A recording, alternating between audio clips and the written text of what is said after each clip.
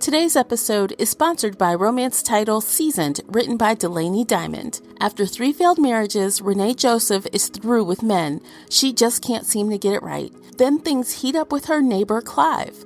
Will this relationship last, or is she destined to spend the rest of her life alone? Right when Adelaide Flores is getting used to life without her ex-husband, they're thrown a curveball that forces them together. As she and Hector handle a family crisis, the time they spend together reminds her of the good aspects of their marriage and how much she still misses him. But have they grown too far apart to make marriage work the second time around? All her adult life, Jackie Bryant has worked to get to the point where she is.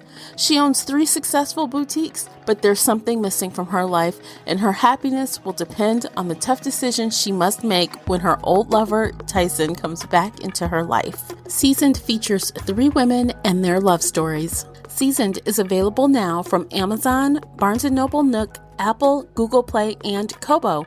Learn more by visiting DelaneyDiamond.com. Welcome back, readers. Today we are fully diving into the topic of book reviews. We are not only sharing our thoughts on book reviews, we are also going to give you 8 tips if you would like to start reviewing or if you would like to level up your reviews. Stay tuned.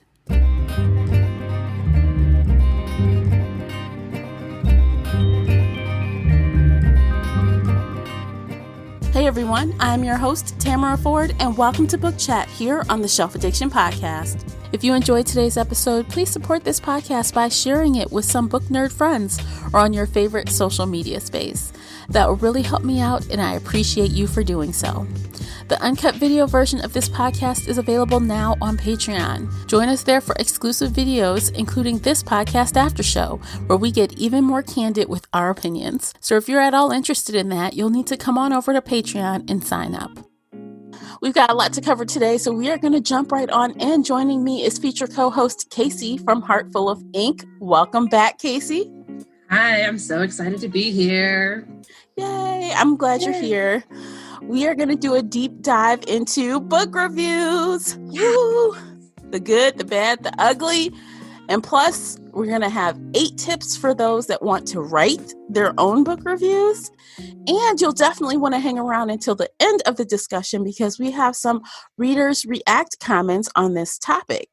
And we want your feedback as well. So please follow us on socials so that you can participate in our next Readers React. So you'll see the little cue, you'll see the little post, and you can just share all your thoughts like these people did. All right, let's jump in. Reviews. I thought this would be a fun topic to talk about because, you know, I always find myself reading reviews, listening to reviews. I don't really write reviews as much anymore, but I definitely do them via the podcast with Shelf Bites nowadays. That's more my speed today.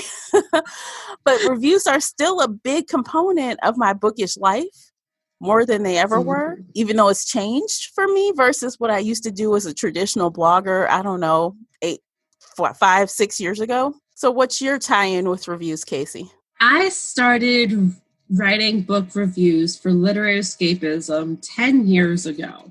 Almost exactly. I think I started in August 2010. So 10 years ago. And I loved it. It was the best thing I ever did. It definitely set me on this path of just a huge bookish life. But over the past few years, I've kind of fallen off the face of the earth with writing reviews just because I'm so busy doing everything else, like editing and reading for fun and getting paid to read. But I still absolutely go around reading reviews, telling my friends reviews. I'll be like, this book is the best thing ever, or this book is the worst thing ever. And so it's more verbal.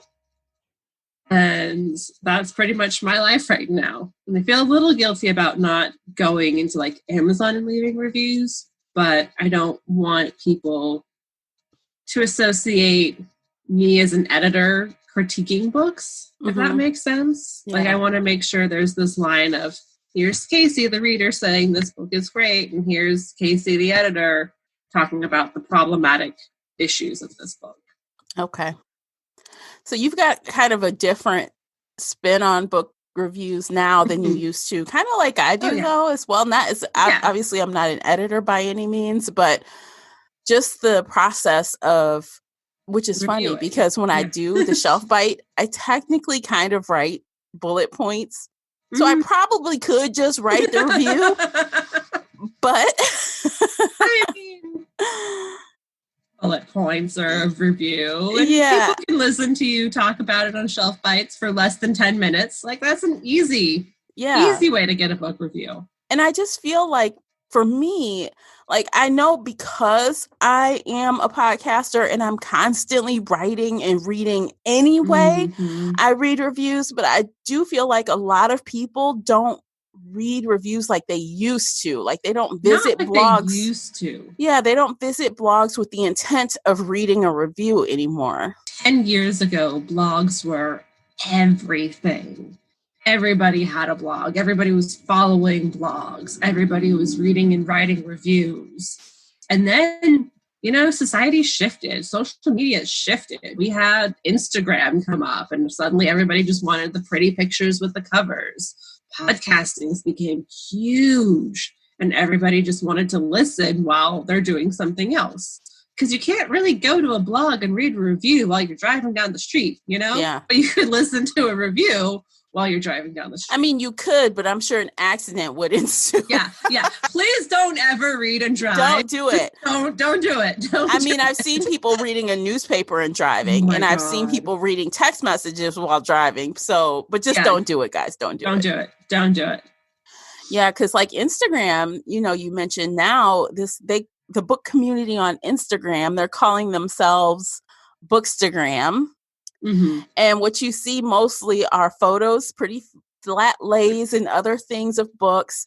And sometimes, I don't think that everyone is doing the reviews full on yet on Instagram, but sometimes you will see the reviews in the body, up under the photo. Comment. Yeah. Yeah. So not all the time, but I think it's becoming more and more like that's where they're going to review their book, not on a separate blog or not somewhere else, if they're going to do it at all. I know back in the day, 10 years ago, when we would leave reviews on Goodreads, we would just leave part of the review and then link to the blog. So people would have to go back to the blog. So I don't know if they're doing that on Instagram or if it's just the full review in there.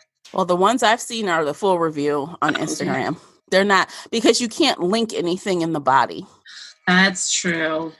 I forgot about that. Yeah, but I still do that on Goodreads. I will link it to like either the podcast link where I've reviewed it or something like that. But also people have even more recently than podcasting, or more, I guess it's more seasoned now, is YouTube. So on YouTube, people are doing book reviews on camera, and instead of writing it, they just want to talk it, but they want to show their face. And there they call themselves booktubers, for you guys that don't know. I'm like, oh my gosh. So they all have their own little name everywhere. Yeah, of course. So even that I think it went from blogs to YouTube to Instagram. And now, you guys, people are doing it on TikTok. Have you seen that? They're doing it on TikTok? There is a book community on TikTok. It's small still, because I was looking at it after I heard about some drama between BookTok, as they call it, and Book Twitter. What the hell? They had drama. Girl, look, I saw it on YouTube. A YouTube booktuber. This sounds crazy. Booktubers talking about the drama between Book Twitter and BookTok, okay? It's the funniest thing. But after I saw that video, I'm like, let me look it up. And I'm like, wow, there are BookTokers, I guess, on TikTok talking about books, recommending books, and talking smack about Book Twitter. I need to know more about this drama. What is going on with the youth today? Well, that's it. The youth today. That's the drama. Because it seems like Book Twitter is older, but it's older millennials still, and there's obviously some that are not millennials, but there's definitely the younger millennials and whatever the new generation is called. I don't know what they're called. Gen Z? No, Gen Z is like older than millennials. I can't remember I what don't they call know. themselves, but I guess apparently some book Twitter person said something. And you guys, I don't have receipts. I didn't keep it all. But if you search it, you will find it. So it Okay, started I'm going with to have to search this. somebody on Twitter said something about how come only popular authors or something are talked about on, by these young people on TikTok. Like, why can't they think about outside the box or something? Oh my God. And then it started back and forth. Well, you old people, basically, over there on Twitter, and then it just started going back and forth. Yeah, it's a thing. Oh my God. I mean, but at this rate, who knows if TikTok will be around in a couple days? Who knows? Who knows? But anyway, so I got off topic. Oh, yeah. All those places you can find book reviews. Yes. Yes. You can find book reviews in any format, which is great. People should be talking and reviewing and promoting their favorite books. Yeah. But with that said, are written reviews dead? I mean, I still read them, but I mean, they're not as plentiful, I think, as they used to be. I don't think they're dead. They still have their space. Like, if I'm scrolling through Amazon and I see a book, I definitely scroll down to check out the written reviews down there. I'm not necessarily going to put down my computer and pick up my phone and go to TikTok and try searching for this one book to see if one person has recommended it at some point. Right. No, that's silly. That's how you randomly find stuff. But when you on Amazon or at the bookshop and you're trying to figure out, is this a good book or not?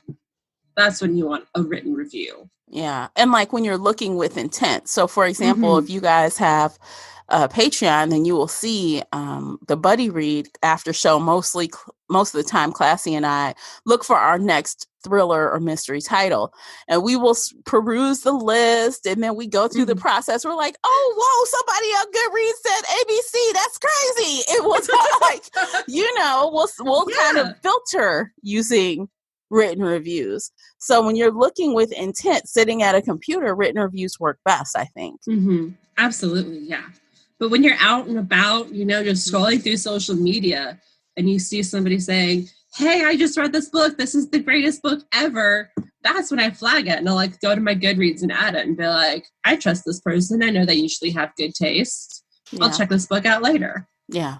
So I still do that even with written reviews, like on Goodreads, because you have friends. I will weigh more heavily with someone that I know reads similar to me. Yes. Similarly to me. That's a whole other thread. We can we can talk about that next. Like, where do you trust your review? Like, who do you trust and who do you not, kind of thing?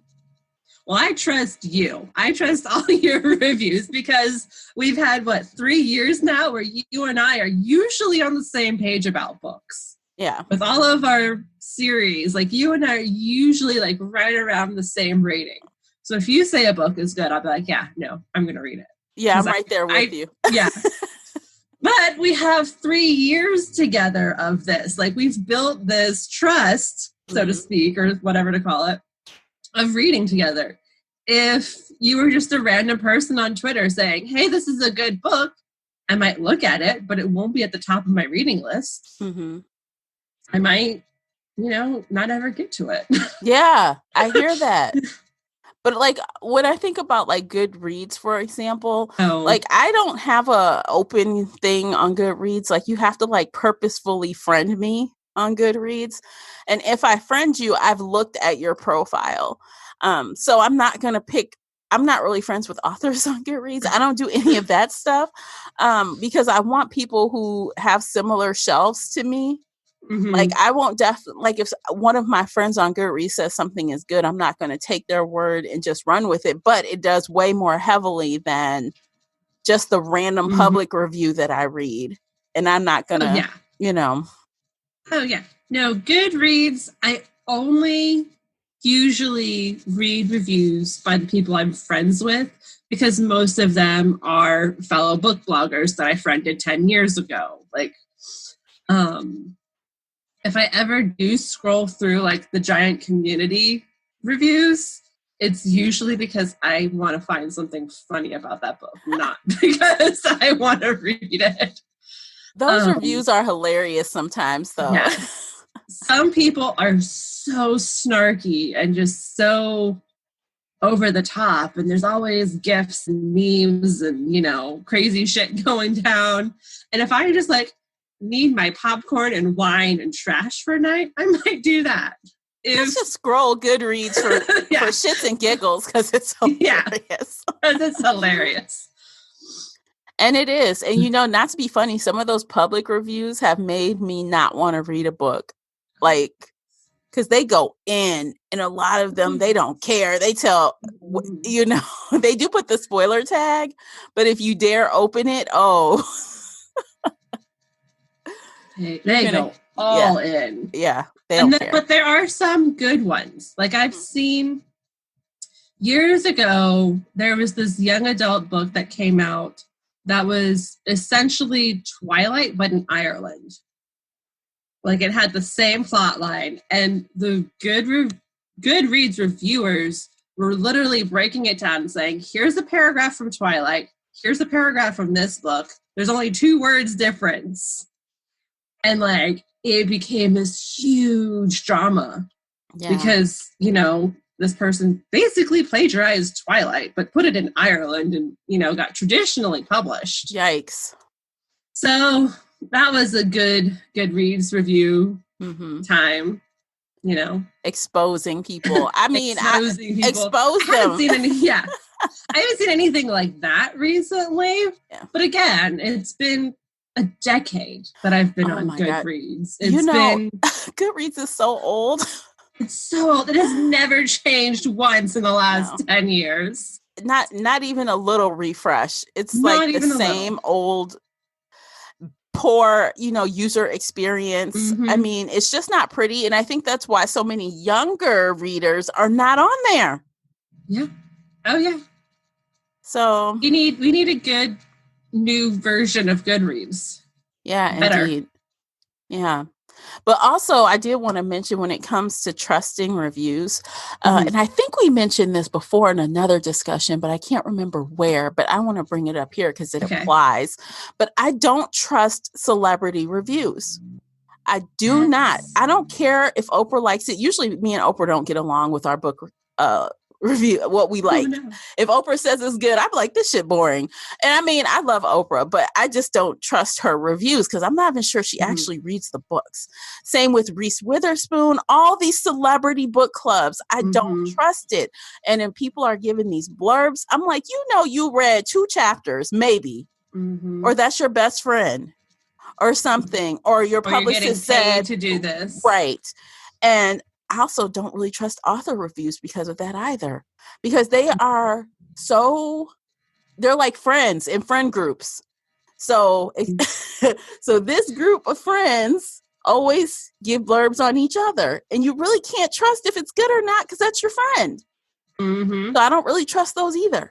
What about you?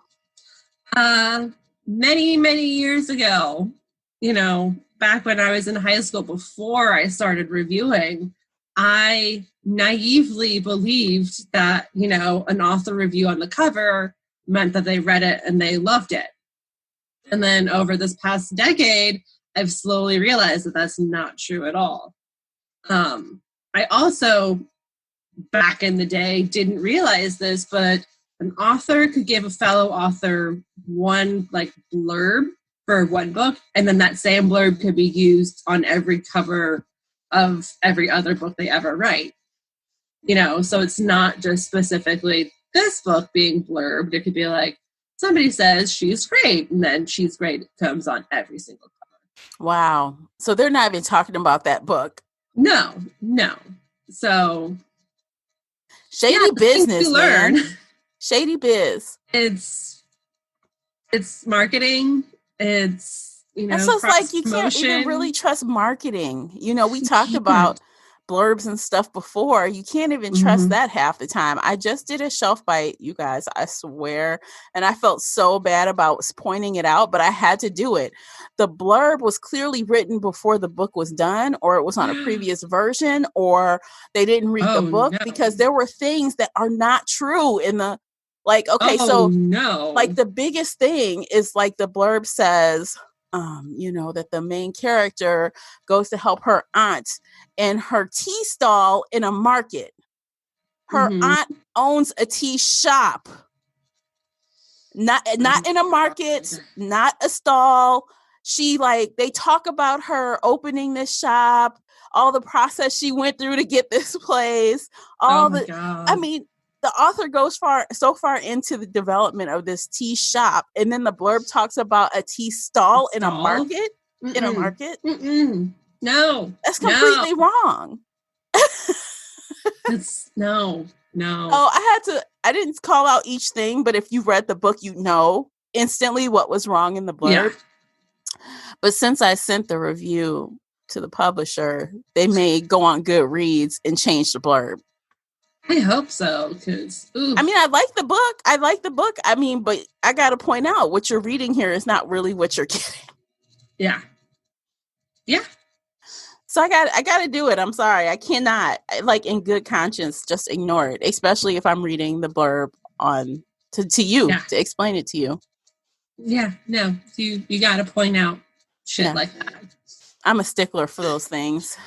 And that's why some people like me. They know I'm not going to play you. I'm just going to say.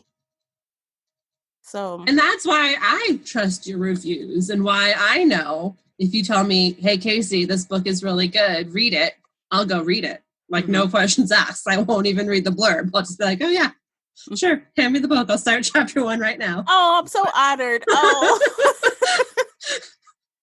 Yeah. Heart. Oh, heart over there. I definitely need to move to Michigan. Yes, you guys convince her to move here. Convince her. Come on, it's really good here. I promise. It's better than Tennessee. I know that for a fact. Michigan is underrated. I think people think Michigan is like a boring place to live, but it's not. It's underrated. We never get the props we deserve in Michigan. Like, we're more than just the auto industry. Well, that's good. Yeah. I do want to visit someday, after the pandemic is over. I know, right? Oh, God. Maybe in 2022 then. Yeah, probably. Okay, what else do we need to talk about with reviews before we break out into our tips? Well, 1-star reviews. Oh, we kind of talked about, the glowing reviews and such, but what about 1-star reviews? I actually, when I'm looking at public reviews, I look for the 1 and 2-star reviews first. Oh, me too. Yes. Yeah. I want to see what they critically have to say about it. And I am one of those people that can tell the difference between someone just going on a rampage and giving me critical feedback. Oh, yes. Yeah. Oh, yes. You have the 1-star reviews where it's like, so stupid, too much sex, we'll never buy again. And I'm like, all right, I'm buying this book. And then you have the ones who are like, okay, so this is what was wrong with the plot. This is what was wrong with the character. This is why it's misogynistic. This is why it's racist. This is all the issues with it. I'm like, I trust you in your 1-star review. Yes. Like, your reasons are valid. And that will halt me from buying a book for sure. Oh, absolutely. Yeah. Yeah, because just on the flip side, like how 1-star reviews are very important. 1 and 2-star reviews are important. They have their place. So if you guys really hate a book, I encourage you to say why. Yes. Don't be scared. Yes. Say why. And I do that. I'd be like, I didn't like it. Let me tell you all the reasons why. I just don't put it on the podcast. But if you go to my blog, you may find some 1-star reviews on the blog. I just don't feel like wasting your time listening to something hear me talk about something Ramble. I hated. Yeah. Yeah. So but you guys will know the stuff I love because the stuff I love is on the podcast. But flip side to 1 star are those 5-star, and I feel like the 5 stars can't be trusted, especially if they are a review of an arc, or they were gifted the book from the publisher after the published date.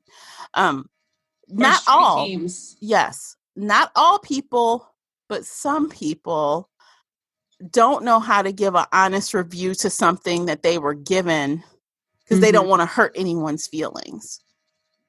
Or they want to be the epic fangirl. And they scream about how amazing every single book they ever read is, and it's all 5 stars, and it's all the best thing they've ever read, and this hero is just the best alpha ever, and the heroine is this perfect virgin, and everybody is just perfect. And I'm like, oh, this is the same review you've given for the last 10 books. Like, mix it up. You can't, not to say you can't love everything, but you can't. I find love it very everything. dubious that you give everything this perfect glowing review, Yeah, I don't trust, like, I don't know if I told you before, but there used to be this girl in my book club where everything was awesome, everything was great. I'm like, I will never take a book review from her ever. I will never take a recommendation from her, because that means you don't know how to read critically. Like, everything is great, that's it. No. See, I'm the eternal book optimist. Every book I pick up, I want to love it. Unless I'm picking up trash to read trash. But I want to love each and every book. I don't want to hate a book. I don't want to feel mad about a book. I want to pick up a book and have it be my next favorite 5-star read. Yeah. Like, that's what I do when I read. I want it to be great. It's not. It's never always great. Like, that's just life. That's just... books. And I mean, none of us want to waste our time. So of course we are hoping with the best, we start any book with the best intention of liking it, right? Yeah. That's what we want. But even in something that I like, you still find things that you may not like. I mean, because every author can't please everybody. Okay. And they can't do everything for every character. And we know that. But that also means some plot lines may fall between the slots or whatever. You may miss some things, or things may not make sense all the way, or maybe there are some spelling errors or formatting errors. Things happen, and I feel like it's okay to point those things out, because it's not perfection. Yeah, absolutely. Yes, not everybody is perfect 100% of the time. And you're never going to love every single book by an author. Like, that's just a fact of life, because maybe you're not in the right mood, or maybe they do something that you just don't like. And you have to be like, nope, this one time I'm giving you a 1 star, but I'll read your next book and give it a 4 star. Yeah, I see that all the time. Like, somebody will get to, and I've done that before. Like, I've gotten to, like, I was reading this one guy's books back in the day when I was enjoying a certain type of genre that I don't read anymore. But I was like, oh yeah, this should be good. And I get in there, and then this one scene happens, and I'm like, so turned off. I'm like, I can't. I didn't finish it. I never picked up another book by him, because I'm like, if that's in your head, we don't get along. So, I mean, it happens. So I'm going to be honest about it. I'm not going to keep saying, oh, this person's the best writer ever, just because I enjoyed, part of the book. I don't know. That's me. I'm hard though. I'm hard on stuff though. Sometimes I try not to be. I try to always be fair. So even if it is a 1 or 2 star, I try to be fair and talk about the things that were okay or acceptable. So, and that's what you should do with a 1-star review. Like, even if it's the worst trash you've ever read, there was the reason why you picked it up in the first place. Even if it's just a gorgeous cover. Yeah, even if it's just a gorgeous cover. Say, whoever made this cover was on point, because it sucked me in. And then I realized that the content was just not for me. Yep. Yeah, because it's, I mean, and that's There are so many people writing books. They always say everyone has one book in them. People say that everyone can write All the one book. time. And it doesn't mean that it's going to be good just because you have one story. Or 20. Or 20. Whichever. Yeah.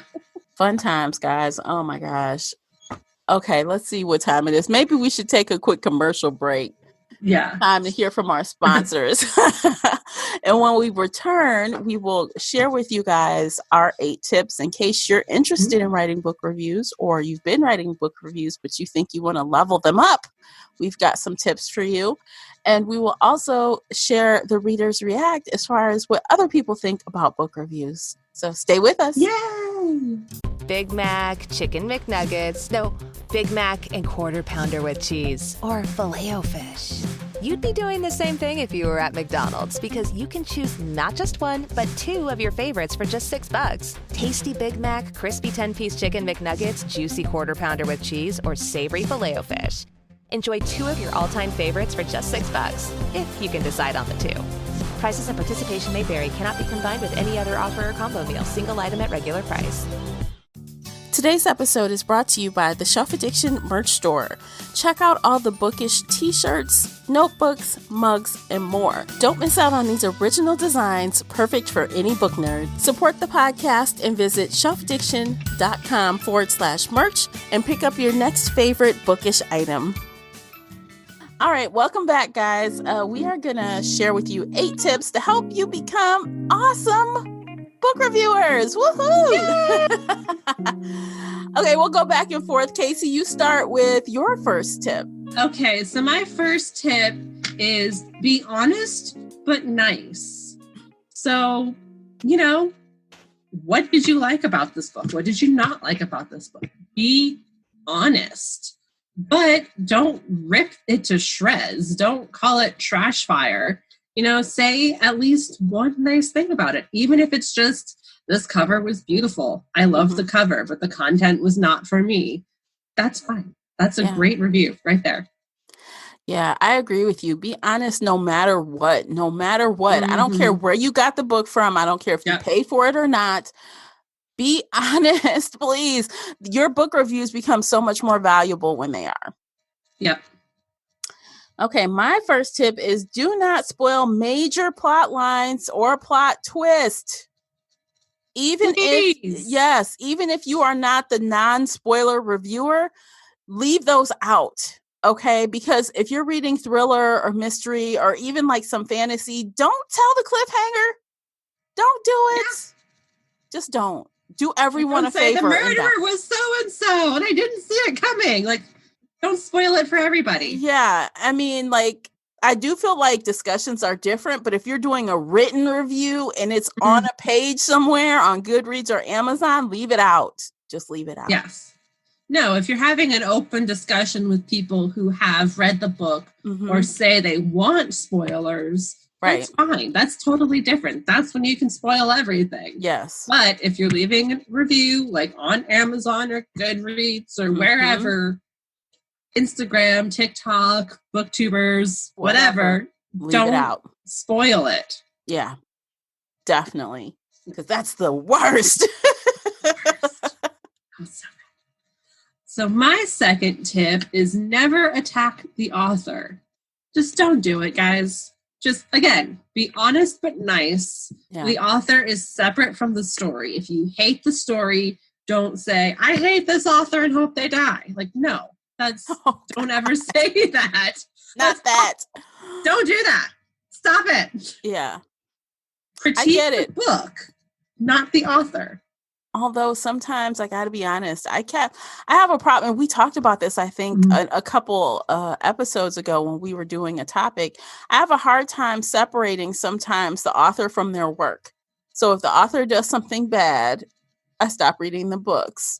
And in the same vein, if I read something that's utterly repulsive to me, it may change my opinion of the author, but I will not put it in a review.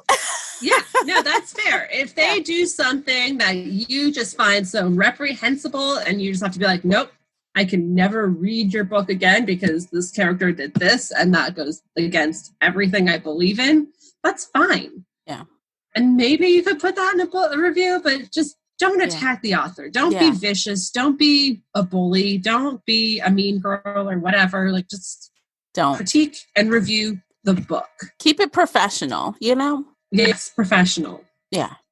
Keep it classy. Don't do that. And I was going to say, if you really need to, call your best friend and be like, oh my God, listen to what this person did in this book. And let me just vent to your friends. Yeah, totally. And along with being professional, I'm going to tell you, please, Lord, please use spell check and Grammarly. There is nothing worse than you critiquing a book for bad grammar or formatting or spelling, and you're using the wrong there. Or, you know what I mean? Just be careful. Yeah. Be careful. Yes. Spell check or Grammarly. Grammarly has a free app that everybody can download and use. Yes. It's so helpful. Oh, for sure. It's my friend. So, I use it too. I'm the editor and I have it too. I mean, honestly, all of us, like when you're writing something the first time through, you may miss something. Yeah. Oh, definitely. So, you need something to come back behind you and double check. So there's nothing wrong with that. I think it's good. Nothing at all. Okay, getting to my third tip and, the meat of your review, it's just explain why you liked something or why you disliked it. And this is where you're getting back to being honest. You can say, I liked it because this trope is the best trope ever and I love it so much. Or you can say, I hated this book because there's too much sex and I just don't want to read all the sex. So, or I didn't like it because there was no sex. Or I didn't like it because there was no sex. So just explain why you like it or you don't like it. And that's your entire review right there. Yeah, definitely. I agree. Okay, so my next tip is for audiobook listeners.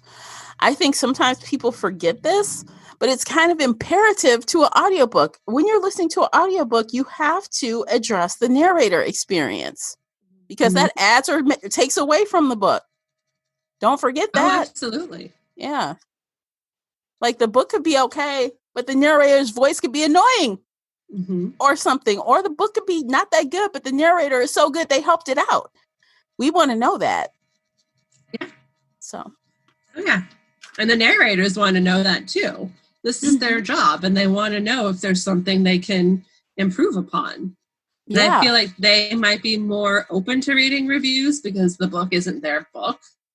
But, they want to know how their performance was. Yeah, especially if there's multiple narrators, if there's other things, like if it's full cast or if it's a lot or music or interludes and stuff, mention those things because those add to the whole audiobook experience.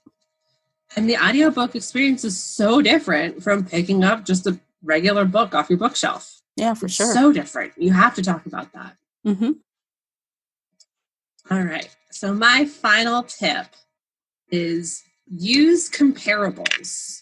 So if you read a book, and you're reviewing it, you can say, hey, this book by Kelly Armstrong was so amazing and it reminded me of this other book by Melissa Marr. So if you like either or, you'll like this book. That's a good idea. I think I need to be better at using comparables. I don't really do that. I will say, for example, if you like,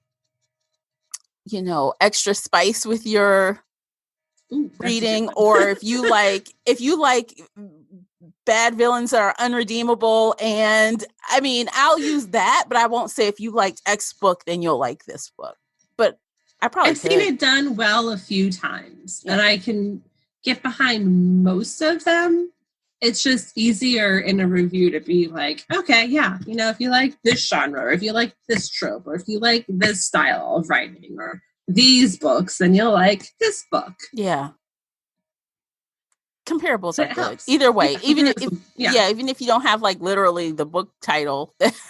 You can be like, if you like any book in this trope or this kind of genre or this kind of style, similar to so and so and whatnot, Mm-hmm. Yeah, that's a good tip. Definitely use that, guys. That's a good one. Yes. And my final one is be specific and intentional with your review without rambling.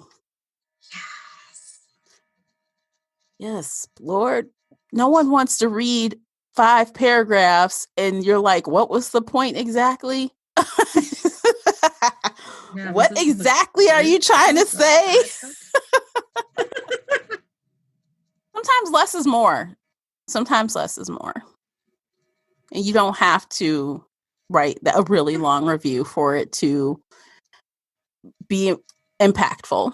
Because honestly, sometimes if I see a review that's 5 paragraphs, 5 big paragraphs, I'm like, what is this? I'll scroll past it. I'm not even gonna lie. Sometimes if I see a huge review, I'm like, what? I don't want you to tell me the whole book, lady or sir. I don't want that. So what could you be saying for that much? Have you ever written really long reviews? Back when I was writing for Ellie, I would do like 4 or 5 paragraphs, but that was on the blog where we had to break it all down. So since then, no. Yeah. But back then, yes. What's that lady's, that meme? Ain't nobody got time for that. That's that meme. Yes. I mean, I'm just saying, but you know. I mean, that was back in the blogging days when everybody wanted to read blogs and see all this stuff. And, you know, we would have all these pretty images to go with it and book covers and blah, blah, blah. And sometimes it would be blurbed by the publishing houses. Excuse me. So. Do they blurb from bloggers anymore? I don't know if they do it anymore. I don't know the last time I saw a blogger blurb. It's been a long time. It's been a long time. Huh. That's weird. Yeah, they want our audience. They just don't want to give us any credit. But that's another discussion. Yeah. Yeah. All right, let's do the readers react comments. Yes. We have a good amount of those today. So forgive me for any stumbles because I'll be reading a lot. You want to go first? Do you want me to go first or you want to go first? It does not matter. Okay. You go first so I can prepare myself. All right. Linda says, I never make my decision on what to read or even which movie to watch because we have different tastes. You may get someone who thrives on Tolstoy but has read this book by chance. I'd rather go with the flow and see where the adventure takes me. So Linda is kind of like us and doesn't usually read reviews, which is great. Yeah. Okay, Linda. Thank you. Thank you, Linda. Okay, so Shannon says, I don't pay much attention to Amazon or Goodreads reviews. I do like to find people with varying taste in books, and I will buy a book based on their opinion. I usually listen to podcasts about books or watch BookTube videos to decide if it will be worth it for me to buy a book. So basically, she does like reviews, but she just doesn't read them. That's okay. And that's cool. That's why we have all these different media. That's why she can go to BookTube and podcasts and maybe TikTok someday. Yeah. I think you might like my shelf bites, Shannon. Check them out. If you haven't already. So thank you for the comment. All right. So Amy said, I always go with the authors I know and love. If there's a new author I want to explore, I'll read the blurbs about the book, but no reviews for me. So thank you, Amy. Yeah, we're all on the same page here. Well, if you read the blurbs, I hope they're right. Let's hope so. Because I just gave you an example of one that was wrong. Or let's hope it doesn't spoil everything, because I've read blurbs that describe the entire book up to the last chapter. Yikes. And then it's like a will she, won't she do this? That, concludes the entire book. And you're like, thanks, I don't need to read it now. Ugh, that's the worst. Mm-hmm. Wow. Well, thanks for the comment, Amy. Yes, thank you, Amy. Okay, so Jessica says, I have been more willing to try new books due to the podcast reviews than I have just reading the reviews on Amazon and Goodreads. The podcast reviews get in more detail when you have other people's opinions than when you just read them. I've tried many new books just because of you than I ever thought I would. Aw, thank you, Jessica. So thank you so much. I appreciate that. Thank you for listening, Jessica. So another one. Goodreads, Amazon, not so much. Mm-hmm. Yeah. I mean, Goodreads need to be overhauled and changed a lot. Yeah. All right. So my final comment comes from Brenda, who says, I rarely look at reviews. I have my favorite authors and read new ones if my friend has them for monthly reads or a fellow book club member recommends them to me. So yeah, again, like us, you listen to your friends, you listen to the people you know and trust their reading styles, and you know that you're on the same page and you'll enjoy it. Absolutely. Yeah, you can't really, I mean, you can lose, but it's less likely that you'll lose when you listen to people with similar tastes. Less likely. But yeah, less likely. Yeah. Thanks for your comment. Thank you. Okay, so Kira says, I almost never read Amazon reviews, but one of my favorite things to do after I finish a book is read the Goodreads reviews. I like seeing what other readers thought, and sometimes it helps me think about what I read in a new light. Sometimes if I read reviews before I start a book, it turns me off to the book completely, and I'll try a different book. I usually check a book's ratings first, 1 to 5 stars, and then read the reviews after. Yeah, no, I love talking about books after I've read it. Mm-hmm. The Three Bloggers One Series podcast, for example, is just a great way to sit there and break down a book and explain why you like it and what really worked for you. And hearing other viewpoints of the same book is a great way to think about it critically all over again. Absolutely, because I feel like sometimes in discussion, just like with reviews, it will change in a good way or sometimes a bad way. What I thought of the book after I finish it. So yeah, it definitely adds to the experience of getting other points of view after you've already read it. Mm-hmm. And I like the idea of going to read other reviews just to see what other people think about it. Mm-hmm. If you don't have the option to sit down with somebody like immediately right afterward. Mm-hmm. True that. I like that. I think that's awesome. So thanks so much for sharing that comment. Yes, thanks so much. I have one more. Okay. Jackie says, if my Goodreads friends review a book positively, I'll pick it up from the library. If I'm not sure I want to continue reading any given book, I will check the reviews to see if anyone else feels or felt the same way that I do and found it worth continuing. And I like to think book reviews are valuable since I review every book I read. Yay! Yay, Jackie. Thank you for doing that. I mean, reviews are very helpful. So they're very helpful. And I think that's actually a good way to do it too. Like if you're struggling, just look at the reviews, because I'm sure you're not the only one. Yeah. And then go down to like the 3-star reviews and see, how are people leaning in the middle? Yeah. Or the 2 stars, because, it's the middle ground. Yeah. And that really backs up again why I look at the 1 and 2 stars and sometimes the 3 stars, because I want to know what the critics think. Yes. Yes. Not everybody that loves everything. While there's nothing wrong with that. There's nothing wrong with that. But so many people, unfortunately, when you see the 5 stars, unfortunately, I found that more people are gushing than anything else. They're like fangirls, like you said, fangirl or boys or whatever, fan people. So I tend to gravitate toward the other reviews because I want a more critical look. So that is why also you will find if you go through my Goodreads or my blog or even like the stuff I've done here on the podcast, it's hard to find a 5-star from me. So I feel like when you come to me and you see I gave something a 5-star, it's legit because I don't hand them out like candy. Some people 5-star everything.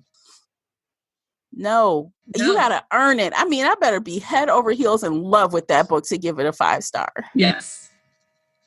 So think about that. That's food for thought for you.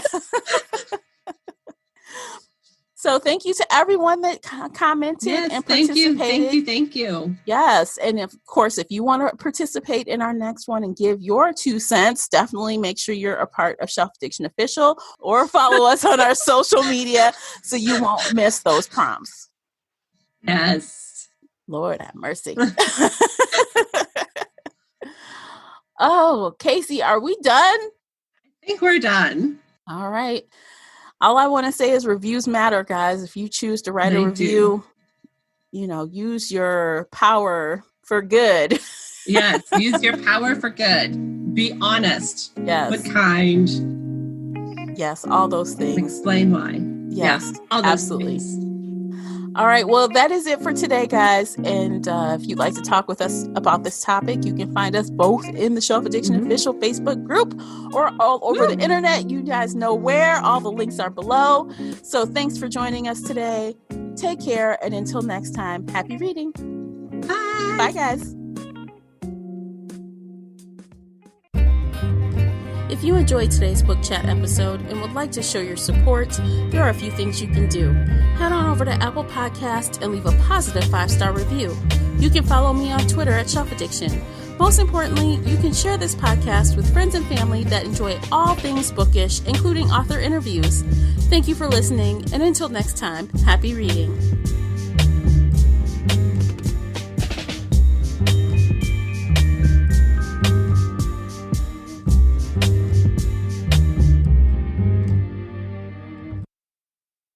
I'm enrolling in Medicare soon, and it had me a little confused. Then I found myhealthpolicy.com. With myhealthpolicy.com, I could go online and compare Medicare Advantage plans from some top-rated national insurers, including $0 monthly premium plans. I can learn about plans in my area and talk with a licensed insurance agent if needed. myhealthpolicy.com has made doing my research a whole lot easier. My choice, my Medicare, myhealthpolicy.com. New to Medicare? Start now. Go to myhealthpolicy.com to learn about some of the top-rated Medicare Advantage plans in your area, including plans for $0 a month in plan premiums, low out-of-pocket costs, and expansive provider networks. If you're thinking about a Medicare Advantage plan, myhealthpolicy.com is a great place to go to find a plan that meets your needs. Learn more about your options. Even talk with a licensed insurance agent. myhealthpolicy.com.